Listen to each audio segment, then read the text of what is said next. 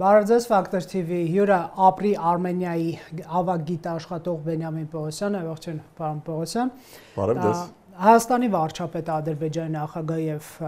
Միացյալ Նահանգների նախագահ համացանցում հիշել են լավ օրեր, այսինքն օգոստոսի 8-ը եւ իրար շռայլել դրական խոսքեր, Փաշինյանը շնորհակալություն էր հայտնում Դոնալդ Թրամփին միջնորդության եւ պայմանագրի նախաստորագրման համար, ինչին դեռ ոչ ոք չի ասել, վերահաստատում եմ իմ հանձնառությունը աշխատելու խաղաղության ինստիտուցիոնալ դարձնելու շատ բարդ բառ է եւ թրիփի իրականացման ուղղությամբ իսկ Թրամփը հիշել է, որ մեծ պատիվ է ընդունելու այս հիասքանչ երկու առաջնորդներին, սա այսպես դիվանագիտություն է, թե նաեւ ինչ որ process-ի մասին է, հետո արդեն դետալներին կգանք։ Տեսեք, չեմ բացառում, որ Թրամփը որոշեց անդրադառնալ եւ գրել Հայաստան եւ Ադրբեջան իր վերջին երկու սայթաքումներից հետո, երբ անընդհատ մեր երկիրը այլ պետության անունով էր նշում, չեմ բացառում, որ պարզապես քննարկում է եղել, որ լավ կլինի, որպեսզի նման post արվի, որպեսզի մարդիկ հասկանան, որ Միացյալ Նահանգների նախագահը ամեն դեպքում պատկերացում ունի, որ երկու պետություններին է օգնել հաստատել խաղաղություն կամ առնվազն մոտեցնել խաղաղությանը։ Անցողիկ չէին, էլի, այսինքն հիշում են նրանց։ Իսկ եթե, այսպես ասենք, այս դիվանագիտական կամ կիսահումորային, չնայած դիվանագիտության մեջ հումորներ չեն լինում, եթե վերադառնանք բուն փաստաթղթերին, որոնք ստորագրվեցին Վաշինգտոնում եւ ով ինչ շահեց, դե գիտեք, վերջին 1.5 ամսում բազմաթիվ մեկնաբանություններ են արվել, մեր վերլուծական կենտրոնը ապրին եւս մոտ 1 շաբաթ անց ստորագրումից օգոստոսի 14-ին իր հրապարակումը արեց։ Հիմա դետալների մասով ես ավելի շատ կփորձեմ կանգնել ով ինչ շահեց, իհարկե բնականաբար ըստ իմ գնահատականի։ Ով ինչ շահեց անմիջապես ռեալ եւ ինչ կարող է շահել տեսականորեն կամ ապագայում։ Կնայեք, ես մի փոքր հարց տամ, որ ձեր պատասխանն ըստ դրա լինի, հա։ Շահեց թե կա հնարավորություն, որ կշահի, որովհետեւ սա ոնց որ վերջը չի, սա ինչ որ միջանկյալ կետ է, սա ստորագրում չի։ Համաձայն եմ, դրա համար ես ասացի, որ ով ինչ ձեռք բերեց, չասենք շահեց, որպես ինչ որ բանկային կամ տպավորություն չթողնվի, ով ինչ ձեռք բերեց ռեալ, շոշափելի արդեն, որ հիմա դա կա։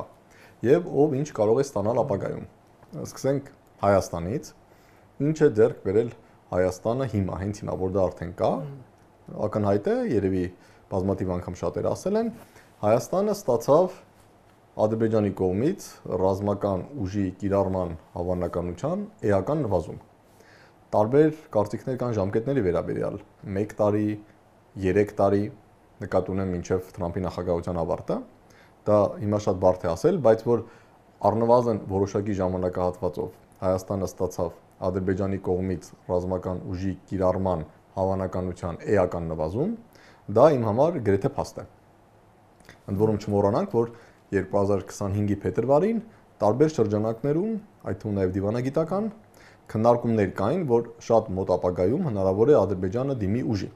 այդ թվում այսպես կոչված Զանգեզուրի միջանցքը բացելու համար։ Եվ նաև Հայաստանի կառավարության որոշումը համաձայնվել Ադրբեջանի պահանջներին այդ խաղաղության համաձայնագրի վերջին երկու կետերի վերաբերյալ եւ տեքստը համաձայնեցնել, նաև միտված էր այդ էսկալացիայի վտանգը նվազեցնելուն, այսինքն ստեղծել դրական մթնոլորտ, հասկանալի է դա ստեղծվեց, հետո մենք տեսանք Ադրբեջանը ինչպես անմիջապես մոտ ամիսներ շարունակ անընդհատ Հայաստանի մեղադրում էր, որ Հայաստանն է խախտում հրադադարը, փորձելով, այսպես ասենք, խաթարել այդ դրական մթնոլորտը եւ նորից հիմք պատրաստել ռազմական էսկալացիայի համար։ Հիմա չլինի Մինսկի խմբի չլուծարումներ էր այդ կրակոցների պատճառներից մեկը, որովհետև դա Ադրբեջանի համար գլխավոր, այսպես ասենք, նպատակներից էր։ Միգուցե այդ կրակոցները դրան էին ուղղված։ Տեսեք, այն որ Մինսկի խմբի լուծարումը Ադրբեջանի հիմնական նպատակներից էր, դա փաստ է, եւ նաեւ մենք գիտենք Հայաստանի կառավարության դիրքորոշումը, որ պատրաստ ենք լուծարել, ավելի ճիշտ պատրաստ ենք ստորագրել Մինսկի խմբին կամ ՀԱԿ-ին ուղղված նամակի տակ խաղաղության պայմանագրի ստորագրման օրը։ Ստորագրումից 1 ժամ առաջ, 10 րոպե հետո կամ միաժամանակ։ Բայց դեռ Հայաստանի մասով։ Այսինքն Հայաստանը միանշանակ դա արդեն կա։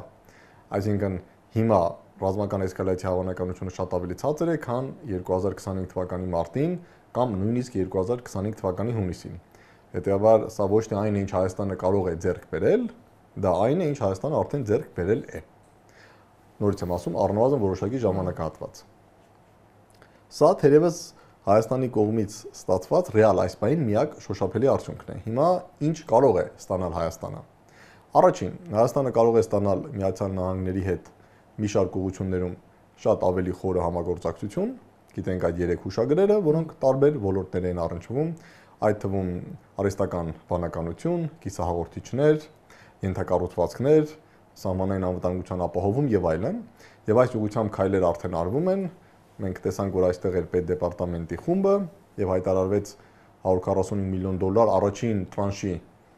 այսպես ասենք, մոտալու տրամադրման մասին։ Տրամփի ուղու համար։ Այո, Տրամփի ուղու եւ ընդհանրապես նաեւ հուշագրերի, ոչ միայն Տրամփի ուղու։ Եվ այս արտահայտությունը առաջին տրանշ ենթադրում է, որ նախատեսվում են նաեւ այլ տրանշներ։ Իհարկե, գոնե ես չգիտեմ ամբողջական գումարը եւ այդ տրանշները ինչ հաջորդականությամբ են տրամադրվելու, բայց սա արդեն կա։ Այսինքն սա այն է, ինչ Հայաստանը կարող է ստանալ, այդ $145 միլիոն կարծես թե մի քիչ ավելի ռեալ կարող է ստանալ, բայց ավելի երկարաժամկետ մենք կարող ենք ստանալ ինստիտուցիոնալ համագործակցություն Ամերիկայի Միացյալ Նահանգների հետ։ Տեխնոլոգիական եւ ոչ միայն տեխնոլոգիական։ Այո։ Ինչ կարող ենք ստանալ, էլի կարող ենք, բայց այստեղ հավանականությունը գնալով նվազում է։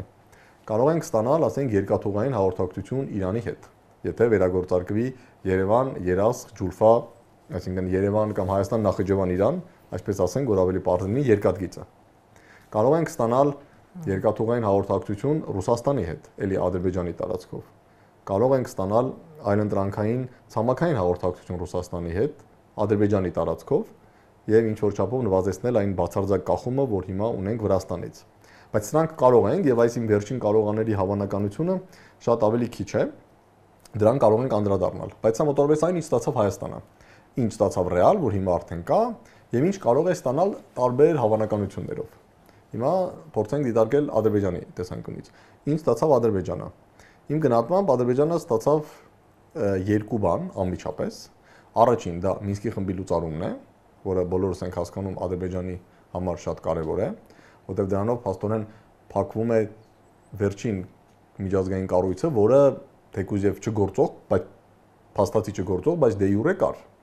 Այսինքն նույնիսկ ապագայում, եթե Հայաստանում գալիս է իշխանություն, որ ասում է ես ցանկանում եմ նորից սկսել բանակցությունները Արցախահայերի իրավունքների վերաբերյալ, իսկ որտեղ սկսել։ Ադրբեջանը բնականաբար կմերժի, որևէ այլ հարթակ չկա։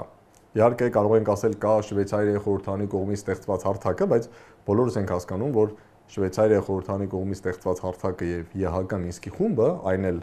ՄԱԿ-ի անվտանգության խորհրդի մշտական 3 անդամների համանախագահությամբ գտնվում են քաշային բոլորովին տարբեր կարգերում։ Սա առաջին։ Ադրբեջանը շոշափելի ստացավ, Մինսկի խումբ այլևս գոյություն չունի սեպտեմբերի 1-ից։ Չնայած դե յուրե վերջնական լուծարվելու է կարծես թե դեկտեմբերի 1-ին, բայց ամեն դեպքում։ Երկրորդ, ինչ ստացավ Ադրբեջանը շոշափելի, որ արդեն կա, դա Միացյալ Նահանգների հետ ռազմավարական գործընկերության հաստատման ուղղված քայլերն են։ Վստահ եմ կարդացել եք Ադրբեջան-ԱՄՆ համագործակցության հուշագիրը, որտեղ ստեղծվում է աշխատանքային խումբ, եւ իդեպ այդ պետդեպարտամենտի խումբը նաեւ Ադրբեջանում էր, այսինքն արդեն այդ աշխատանքները սկսված են եւ ամենայն հավանականությամբ Ադրբեջանը մինչեւ 2026 թվականի գարուն ամառ կունենա ռազմավարական համագործակցություն Ամերիկայի Միացյալ Նահանգների հետ։ Սա շատ շոշափելի, շատ կարևոր երկրորդ ձեռքբերումն է Ադրբեջանի համար։ Եվ երրորդ ձեռքբերումը Ադրբեջանի համար շատ կարևոր, դա փաստացի Միացյալ Նահանգների կողմից Արցախում կատարված էթնիկ զտման ընդունումներ կամ էթնիկ զտման արդյունքում ձևավորված նոր ստատուս քվոյի ընդունումներ եւ այսպես ասենք Ադրբեջանի վրայից որևէ մեղավորության հանումը։ Պարզ ասենք, մենք նույն նախագահ Թրամփը այն ժամանակ դեռ նախագահ չէր, հիշում եք իր X-ում կամ իր սոցիալական ցանցում գրառումը, որ Քամալա Հարիսը ոչինչ չարեց, 120,000 քրիստոնյաների Արցախում կոտորեցին, ես կպաշտպանեմ հայ քրիստոնյաների եւ այլ քրիստոնյաների իրավունքները։ Դա կարծեմ 2024-ի հոկտեմբերին էր, ընտրություններից 2 կամ 3 շաբաթ առաջ։ Մինչդեռ 2025 թվականի օգոստոսի 8-ին մենք տեսանք, որ Արցախ կամ Լեռնային Ղարաբաղը ընդհանրապես չկար։ Եվ հիշում ենք այն պահը, երբ լրագրողներից մեկը հարցրեց, իսկ արդյոք արցախահայերը կունենան իրավունք վերադառնալու, հարց ուղղված էր ԱՄՆ-ի նախագահին, ԱՄՆ նախագահը ուղղակի արհամարեց այդ հարցը, կարելի ասել իր համար դա գոյություն չունի։ Եվ սա նույնպես Ադրբեջանի համար շատ կարևոր է, որ Միացյալ Նահանգները ընդունում է էթնիկ զտմամբ ձևավորված ստատուս քվոն եւ փաստացի նաեւ Ադրբեջանին որևէ մեղադրանք չի ներկայացնում, այսինքն Միացյալ Նահանգների տեսակետից էթնիկ զտում չի կատարվել կամ եթե կատարվել է Ադրբեջանը դրա համար ներված է։ Սա կարծում եմ նույնպես Ադրբեջանի համար կարևոր էր։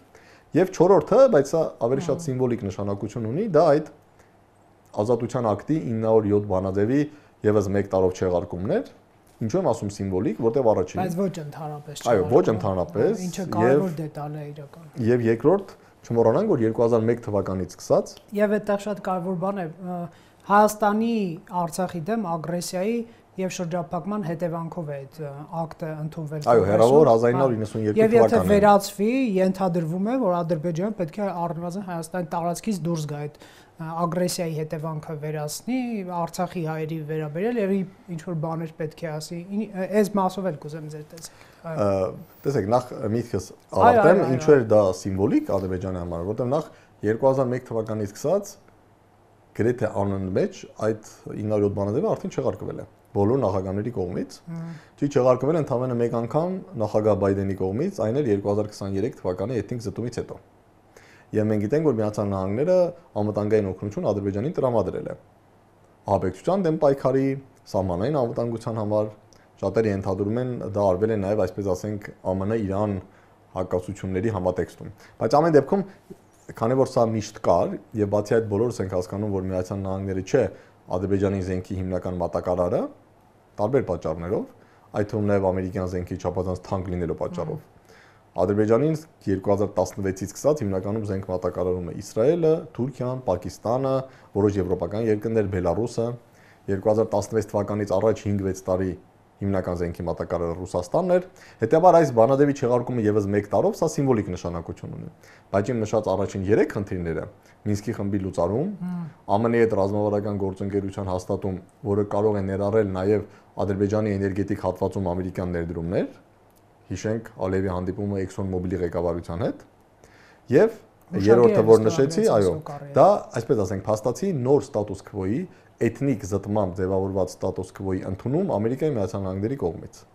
Հիմա ասեմ ինչ ստացավ Ամերիկայի Միացյալ Նահանգները եւ շարունակենք։ Ինչ ստացավ Ամերիկայի Միացյալ Նահանգները։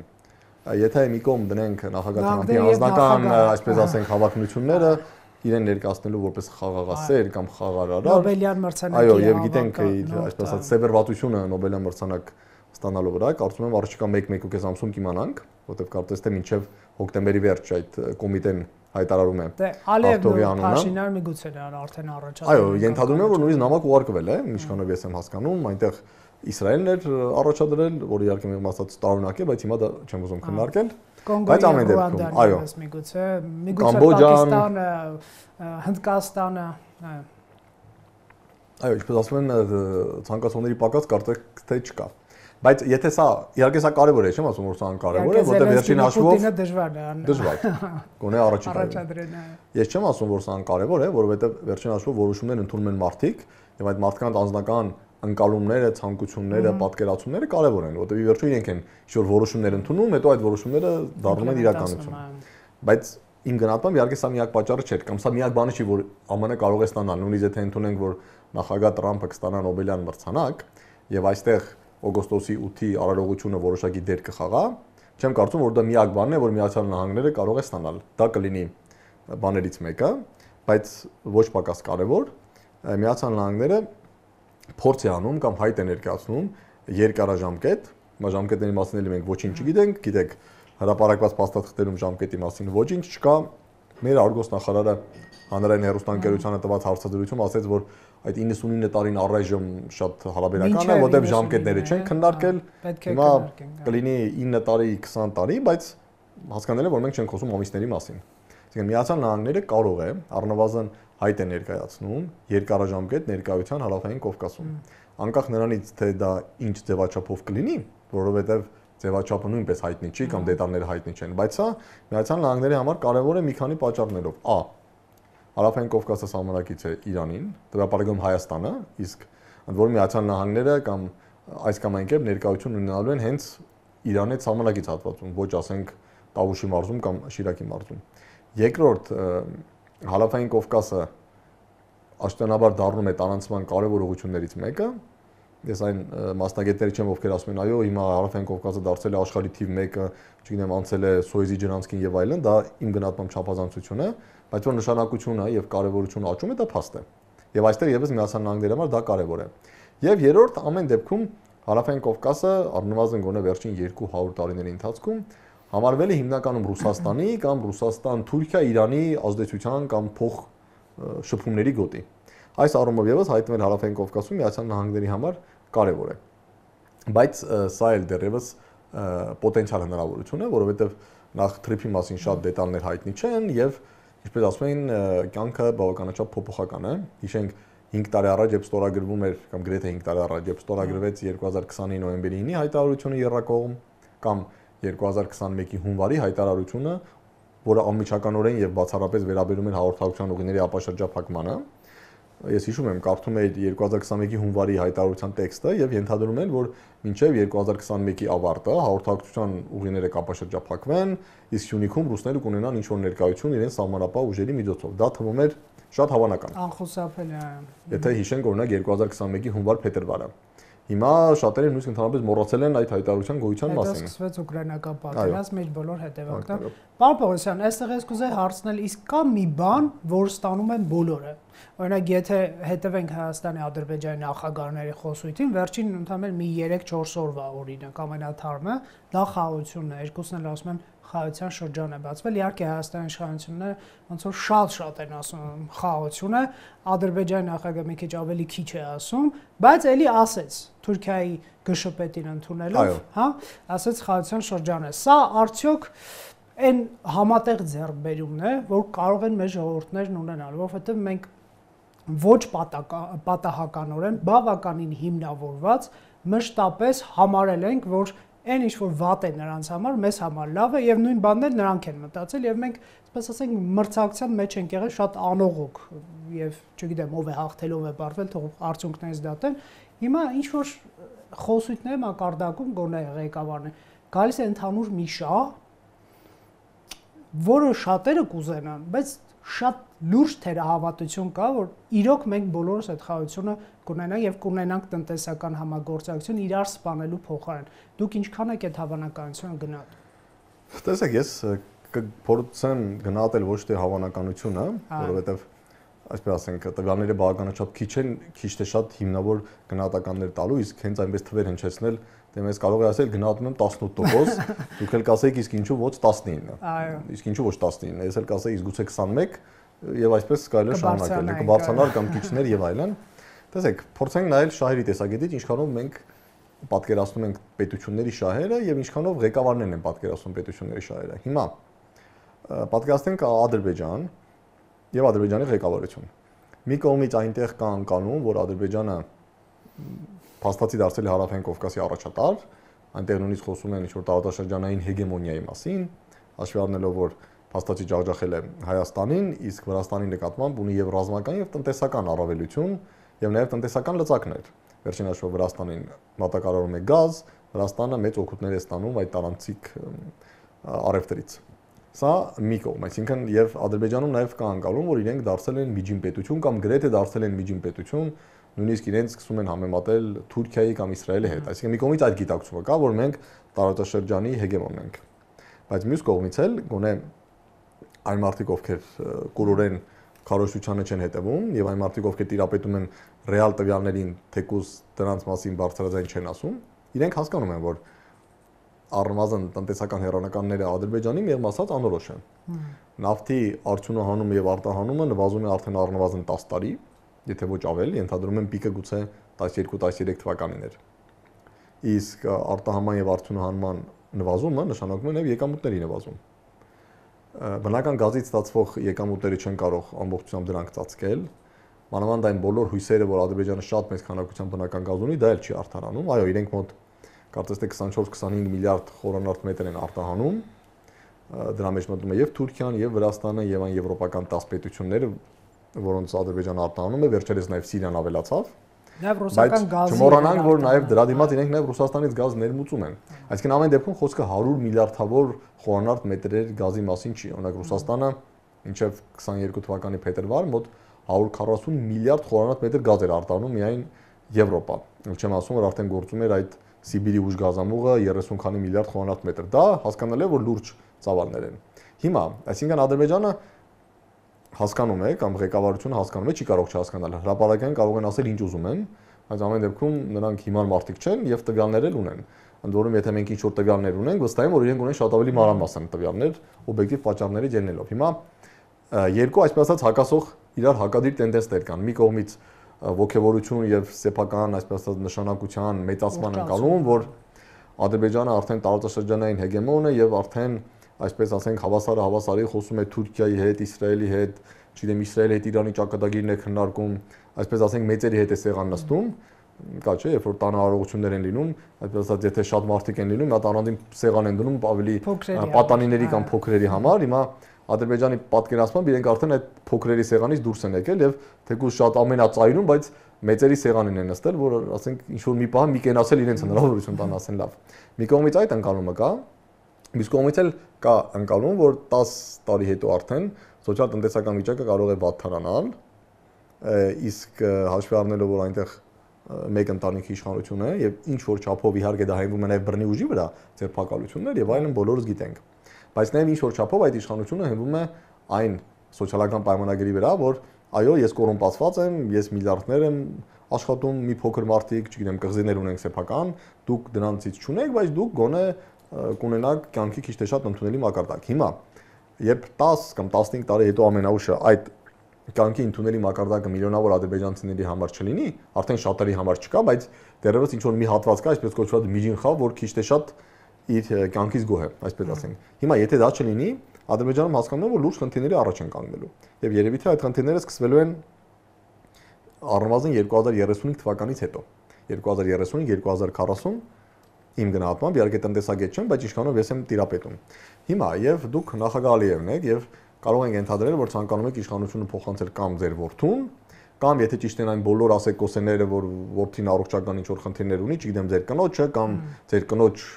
քերու որդուն, մի խոսքով ընտանիքի անդամներից որևէ մեկին։ Հիմա այս տրամաբանության մեջ հիմա Հայաստանի հետ այսպես ասենք այդ բարդ բառով ասած հաստատութենացված խաղաղության հաստատումը դա ավելի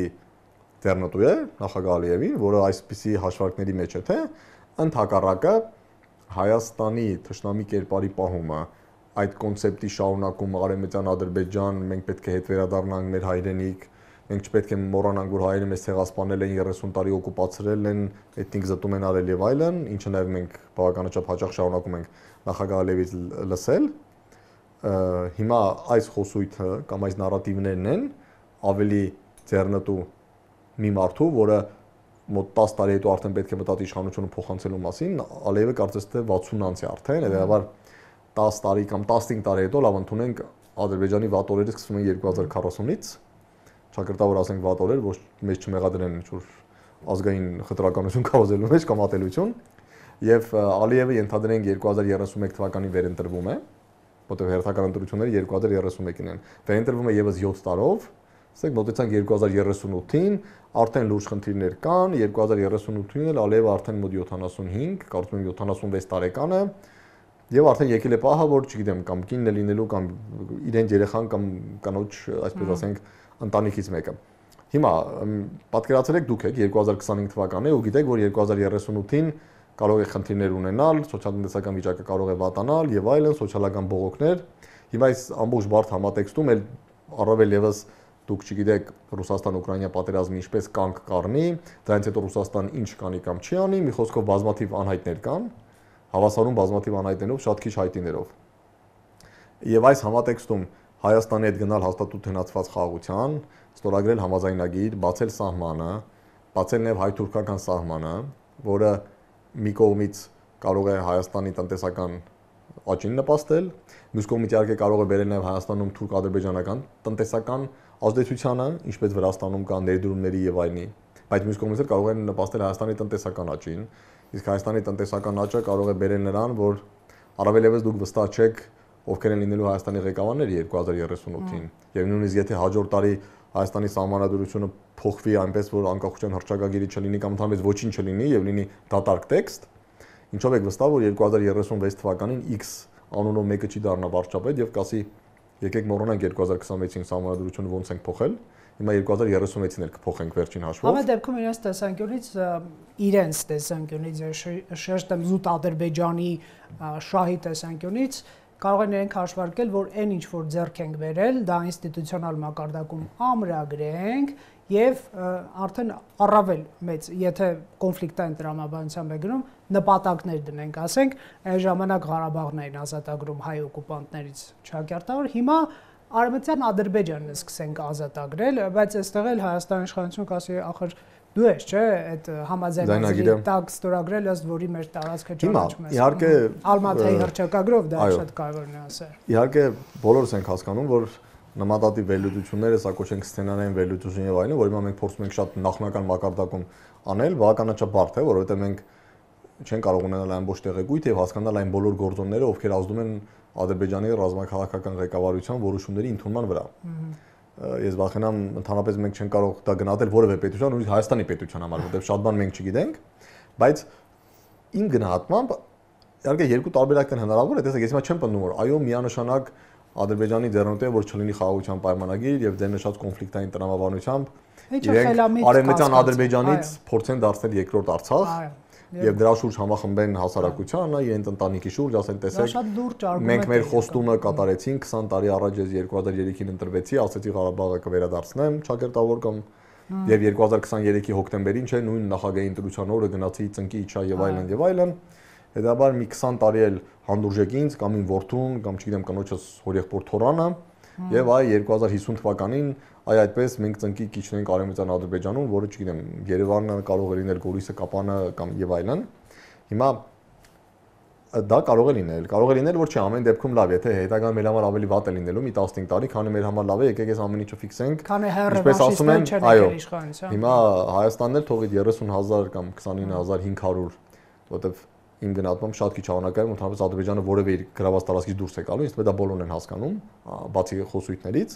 Հետաբար եթե հանում ենք մոտ 2 օր ինչքան ընդունենք 29500 այս բայդրությամբ, կարող ես ասել դա ճակերտավոր հայերն էլ թող գնան իրենց 29500 քառակուսի կիլոմետրի վրա ինչ ուզում են անեն, ինչպես ասում են, ուզում են ամերիկացիներին մոտ գնան, հետ գնան ռուսների մոտ, չգիտեմ, հնդիկների եւ այլն եւ այլն։ Հիմա երկու տարբերակն հնարավոր է։ Ես ոչ մի հիմք չունեմ միանշանակ պնդել, որ այո, իհարկե ես 3, չգիտեմ, մուտք եմ գործել նախագահ Ալիևի ուղեղ եւ հայտնաբերել եմ, որ ինքը այս տարբերակն է անում, բայց քանի որ երկու տարբերակն հնարավոր է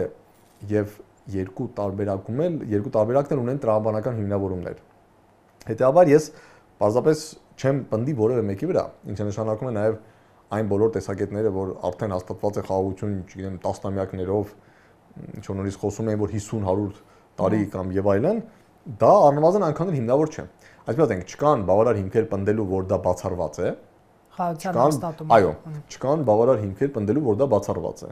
բայց չկան բավարար հիմքեր նաև պնդելու, որ դա միանշանակ է կամ հավանականությունը բավականաչափ մեծ է։ Հետեւաբար մենք, այսպես ասենք, գտնում ենք ինչ-որ կամի կամ եթեների աշխարհում, ինչպես սովորաբար աշխարհակաղակականության մեջ լինում է, բայց ինչ է դա նշանակում կոնկրետ, հիմա հասկանանք, լավ։ Ընդունենք Հայաստանի ղեկավարությունն էլ այդպես մտածում, որ այո, Ալիևը կարող է մտածել այսպես, մենք գիտենք 10 գործոն, որ Ալիևի մտածելու վրա ազդում են, չգիտենք մնացած 90 գործոնը, հետեւաբար միանշանակ ոչինչ իմանալ չեն կարող, բայց կան հավանականություններ, փորձենք։ Հետեւաբար, բայց քանի որ երկու տարբերակներ, այս մեծ երկու տարբերակները, որոնք կարող են ունենալ ենթահարյուրավոր տարբերակներ, բայց ընդունենք, խոսում ենք երկու մեծ, այսպես ասենք, այդ սցենարային ճյուղերի մասին կամ ծառի ճյուղերի մասին, առնվազն պատասխանատու ղեկավարությունը պետք է պատրաստվի կամ քայլեր ձեռնարկի այդ երկուսի ուղղությամբ էլ։ Այսինքն մի կողմից դու պետք է քայլեր ձեռնարկես, որպեսզի եթե այսպես ասենք դրական զարգացումներ ստորագրվում է պայմանագիր եւ իրոք սահմանները բացվում են եւ որոշ ժամանակ անց մենք Ադրբեջանից բենզին են գնում, օրինակ երասիկ մարդիկ մտնում են Նախիջևան եւ Սոկարից են գնում բենզին, որտեղ այնտեղ լիտր արժի 350 դրամ, այլ ոչ թե ֆլեշից, որտեղ արժի դիցուկ 500 դրամ։ Դա մի քիչ բարդ սցենար է այսօրվա դրությամբ թվում, այո։ Ընդունենք 10 տարի հետո կամ ընդունենք, որ նորից 10 տարի հետո նույն Նախիջևանում մարդիկ կանաչ էին աճացնում եւ դուք գնում եք շուկաներ եւ ադրբեջաներեն բառեր եք լսում եւ մարդիկ ասում են, այ տեսեք, ասենք, չգիտեմ, X ջերմոցում Էջմիածնի ջերմոցում արտադրած թարխունը 100 դրամ արժի, իսկ ադրբեջանցին ասում է դες 70-ով կտամ, դու ասում ես լավ, դե հիմա ոչինչ, ադրբեջանցիա 30 դրամ կշահեմ։ Հիմա դա էլ է հնարավոր։ Հետևաբար դրան էլ պետք է պատրաստ լինել, իդեպ։ Բայց նշանակում է, որ պետք է պատրաստ լինել նաև այն տարբերակին, որ գուցեև ոչ, գուցեև խաղաղության պայմանագիր չի ստորագրվում որևէ պատճառով, որովհետև վերջին հաշվով սահմանադրության հանակվեն կարող է ձախողվել, այսինքն ձախողվել այն իմաստով, որ մարդիկ կարող են մերժել։ Կամ սահմանադրության հանակվեի նույնիսկ եթե մենք ընդունում ենք այդ պահանջը, կատարում ենք, հղում անկախության հռչակագրի հանում ենք, Ադրբեջանը կարող է այլ պահանջ առաջ քաշել։ Այո, դե Ադրբեջանում շատ այնպես միտքը քաղաքական գործիչների ֆանտաստիկ զարգացած է, այսպես ասենք։ Հիմա հետեւաբար պետք է նաև պատրաստ լինել այդ երկրորդին եւ խնդիրն է, որ եթե դու պետք է նաև պատրաստ լինես, բայց պետք է նաև հասարակությունը պատրաստ լինի, բայց եթե անընդհատ դու մարդկանց ուղղում ես մի նարատիվ, ես կասեի ինֆորմացիոն հոսք, եթե չասենք հեղեղ, որ հաստատված է խաղաղություն, արդեն մոռացեք մեր հիմնական խնդիրը, չգիտեմ, հարկերն են կամ մեր հիմնական խնդիրը ավելի լավ մեքենա վարելն է, այսինքն բարեկեցությունն է, որտեղ արդեն հաստատված է խաղաղություն, հասարակությունն էլ հետո շատ դժվար է։ Ու տեսեք, նույնիսկ եթե դու դա անում ես նրա համար, որպեսզի 2026 թվականի հունիսին ասես ինձ ընտրեք, որտեղ ես բերել եմ խաղաղություն, չնայած ինքն էլ մտածում ես, որ դրա հավանականությունը մոտ 50% է, բայց մարդկանց ասում ես 99 եւ 9%, որպեսզի դու ընտրվես, բայց այդ հեղեղից հետո, նույնիսկ եթե դու ընտրվելուց հետո փորձես ինչ-որ բաներ փոխել, ինչպես եղավ նաև 2021-ին, չէ՞, կար ծրագիր, Շուշի հադրութի դեօկուպացիա, հետո հիմա մենք լսում ենք, որ այն ժամանակ ուրիշ իրավիճակ էր, հետո հասկացանք, որ այն ժամանակ սխալ էր։ Այսինքն նույնիսկ եթե դու 2028-ին հասկանաս, որ բայց 2026-ին սխալ էր, որտեղ խաղաղությունը 100% չէր, բայց այս ամբողջ այս ինֆորմացիոն հեղեղը, որ լցվում է հասարակության վրա, հետո շատ դժվար կլինի հասարակությանը վերապատրաստել, որ գիտեք ինչ կա, պարզվում է, որ 3 տարի դուք ապրում եք խաղաղության մեջ եւ արդեն պատրաստվում եք դիմավորել ձեր շենքի բակում գործող խանութում ադրբեջանցու թարխուն վաճառող, բայց հիմա պարզվում է, որ ոչ, դուք պետք է պատրաստ լինեք, որ դիմավորեք ադրբեջանցի կոմանդոին զինված օրինակաբար Ջերմուկ քաղաքում։ Մարդկանց մոտ ինչ որ դիսոնանս կառաջանա, որ բայց ախր մենք պատրաստվում ենք ոնց որ թե Ջերմուկից Քելբաջար գնալ եւ 350 դրամով բենզին առնել։ Հիմա ադրբեջանցի կոմանդոս ինչու է գալի Ջերմուկ։ Չէ՞ որ Իրանն էլ է ձեռնտու։ Չէ՞ որ եթե ես Իրանից եմ բենզին առնում, Սոկարին էլ է ձեռնտու, չէ՞։ Սոկարը շատ բենզին է, վաճառում, բոլորը գումար են աշխատում, գոհեն եւ երջանիկ։ Բայց նորից եմ ասում, քանի որ այս երկու սցենարն էլ հավանական է, եւ իմ գնահատմամբ գրեթե անհնար է գոնե Հայաստանի համար հասկանալ որն է ավելի հավանական, չգիտեմ, կարող է կա Ռուսաստան Միացյալ Նահանգները, ովքեր ունեն հատուկ ծառայություններ, իրենց մարդիկ Ալիևի շատ մոտ շրջապատում, ովքեր, չգիտեմ, 3 օր մեկ մեծ տեքստեր են ուղարկում, ասում են, այ այսօր երեկոյան Ալիևը քնելուց ինչ որ sense բաներ էր ասում, հետեւաբար առավել հավանական է, որ ինքը փակված է խաղաղությանը։ Իմ գնահատմամբ մենք նման հնարավորություններ ցավոք չունենք, հետեւաբար պետք է պատրաստ լինենք երկու սցենարին էլ։ Իսկ պատրաստ լինելու համար պետք չի մի ուղղությամբ այսպես ասած ինֆորմացիոն հոսք ապահովել, որ միայն սա է եւ վերջ։ Այլ չասեն մարդկանց, որ այո, սա հավանական է, բայց կա նաեւ հավանականություն եւ շատ դժվար ասել այդ ինչքան է հավանական։ Հիշենք հայտնի կատակը, չէ՞, որ ասում է ինչքան է հավանականությունը, որ հիմա դրսում տեսնեմ դինոզավր, ասում են 50%, ասում են, բայց ոնց է հնարավոր 50, եթե դինոզավրը 300 միլիոն տարի առաջ մահացել են, դե ասում են կամ կտեսնես, կամ չես տեսնի։ Հիմա մարդկանց ասել, որ Ալիևը կամ կգնա կամ չի գնա, հիմա 50-50 եթե 30-70, բայց հետաբար իմ գնահատմամբ ճիշտ է կլիներ ավելի շատ դա, որովհետեւ մարդկանց ասել որ այո, կարող է հաստատվել հաստատութենացված խաղաղություն, որը շատ լավ է եւ ի վերջո այո 3-4 տարի հետո դուք կարող եք ադրբեջանցիներից գնել թարխուն եւ բենզին, բայց կա նաեւ հավանականություն, որ 3-4 տարի հետո դուք ստիպված կլինեք ադրբեջանցիներին դիմավորել զենքով Ջերմուկի մատույցներում կամ Երասխի մատույցներում, առնվազն դա էլ է հավանական, բայց հիմա քանի որ դա չի ասվում, դա մի փոքր իմ գնահատմամբ խնդրալույց է։ Չնայած ես չեմ բացառում, որ նաև այստեղ կա նախընտրական էական տրամաբանություն, որ եկեք մարդկանց ամբողջովին միայն այս մի հոսքի տակ պահենք ինֆորմացիան, որ վերջապես խաղաղություն է, բոլորս ենք հասկանում, որ 1988 թվականից սկսած մենք բոլորս, ես ինձ հիշում եմ բավականին փոքր տարիքում այդ ժամանակ, բայց արդեն ստրեսների մեջ էինք։ Հիմա 40 տարի մարդը ստրեսների մեջ է ապրում, ասենք Միացյալ Նահանգներում մարդը մի քանի ստրես է տանում, իրեն արդեն 15 տարի հոգեբանները բուժում են։ Այո, հիմա մեր հասարակությանը արևմտյան կամ ամերիկյան չափանիշներով մենք բոլորս մինչև մեր կյանքի վերջ պետք է օրական 5 ժամ սեանս անցկացնենք հոգեբանի հետ։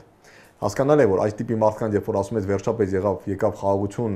առնվազն դու կարող ես ամեն առավոտ չարթնալ, մտնել կայք, որ տեսնել կրակեցին, սպանեցին, հատկապես եթե քո որդին, քո բարեկամը սահմանում է կամ մի քանի տարի հետո կարող է գնալ սահման, այդ բոլորս հասկանում ենք, դրա համար շատ բարդ, ինչպես ասում են, հոգեբանության աշխարհի top համալսարաններ ավարտել պետք չի, որ հասկանանք հոգեբանության մարդիկ ինչ են զգում եւ նաեւ ինչի համար է այսպես ասենք այդ անընդհատ այդ հեղեղը, որ այո, վերջ խաղաղություն է, ամեն ինչի մասին մոռացեք, հիշեք միայն թարխունի եւ բենզինի մասին։ Բայց նորից եմ ասում, իմ գնահատմամբ ավելի ճիշտ կլիներ, որովհետեւ պետությունը պատրաստվեր հնարավոր այս երկու հիմնական սցենարներին էլ, նույնիսկ եթե պետությունը գնահատում է, որ այդ հաստատութենացված խաղաղության հավանականությունը 70% է, ինչ-ինչ տվյալներով կամ մեր գործընկերներից ստացած տվյալներով, հասկանալ է, որ նաև կա գործընկերային համագործակցություն, բայց նույնիսկ եթե իրենք վստահ են, որ 70-75% է, ոչ թե 50-50, էլի այդ մնացած 25%-ի համար պետք է պատրաստվել այդ թվում նաև որոշակի տեղեկատվական նարատիվային, այսպես ասենք, մշակման հասարակության։ Շնորհակալ եմ, պարոն Պողոսյան, Շնորհակալություն։ հետաքրքիր զրույցի համար։ Factor TV-ում հյուրընկալել ենք Բենյամին Պողոսյան։